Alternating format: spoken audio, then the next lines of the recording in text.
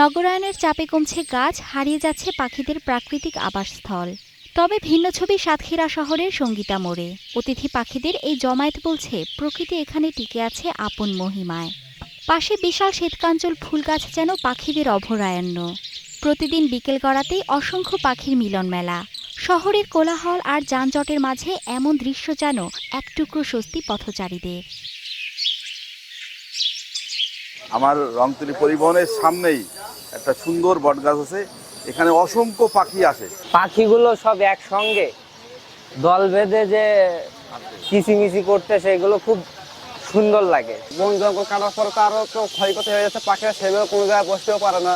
আর এখন এখানে আমাদের এখানে সুন্দর যে গাছপালা আছে, এখানে এসে পাখিরা একটু সময় দেয়। এরকম একটা পাখির সৌন্দর্য সাতক্ষীরা জেলায় এরকম কোথাও আর নেই। 5:30টার দিকে প্রায় আসে, আর এইভাবে কলরব করে প্রায় সন্ধ্যে ঘোরা পর্যন্ত।